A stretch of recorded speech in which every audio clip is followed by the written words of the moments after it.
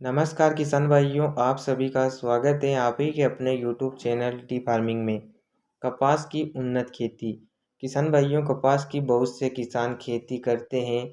बहुत से क्षेत्रों में इसकी बढ़ चढ़कर खेती होती है, लेकिन बहुत से किसानों के ये कमेंट आते हैं कि उन्हें कपास की खेती से ज़्यादा उत्पादन नहीं मिल पाया है। आखिर वो क्या करें? किसान भाइयों, जब हमारी फसल लगभग 20 दिन की स्टेज में होती है, तो इस स्टेज के बाद कपास में बढ़वार की स्टेज शुरू हो जाती है। पत्तों का निर्माण होना शुरू हो जाता है। धीरे धीरे फसल विकास पर होती है। तो इस स्टेज में आपको फसल में ज़रूरी काम करना है, जिससे आपको बाद में इसका फ़ायदा मिल सके। जब आपकी फसल 20 दिन की स्टेज से ऊपर हो जाती है, तो मुख्य रूप से आपको 3 ज़रूरी काम करने हैं।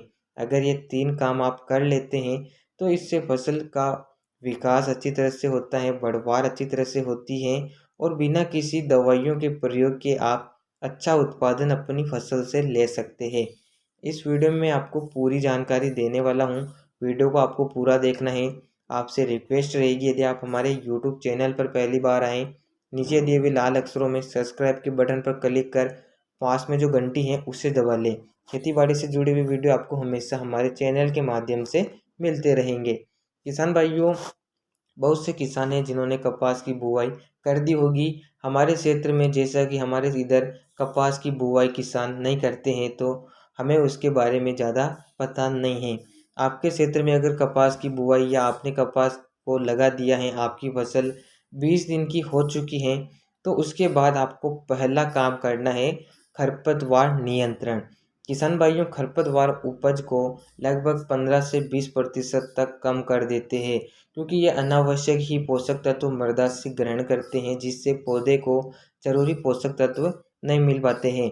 तो 20 दिन के बाद पहला काम आपको खरपतवार नियंत्रण का करना है। डोरे चलाकर या निदाई गुड़ाई या किसी भी रासायनिक तरीके से आप खरपतवार को नियंत्रित कर सकते हैं। इसके बाद दूसरा आता है किसी भी इंसेक्टिसाइड का प्रयोग। किसान भाइयों, कपास की फसल में इस स्टेज में छोटे छोटे कीटों का प्रकोप देखा जाता है, क्योंकि इसकी बुआई अगर आप गर्मी में ही कर देते हैं, तो अत्यधिक गर्मी से विभिन्न प्रकार के कीट और बरसात से सफ़ेद मक्खी आदि प्रकार की बीमारियां कपास में देखी जाती है, जिससे शुरुआती स्टेज में फसल कमज़ोर नज़र आती है। तो 20 दिन के बाद आप किसी भी अगर आपकी फसल में किसी भी प्रकार के कीटों का प्रकोप है, तो आप किसी भी बेस्ट इंसेक्टिसाइड का प्रयोग कर सकते हैं, जिससे शुरुआती अवस्था में फसल रोगों से मुक्त हो सके।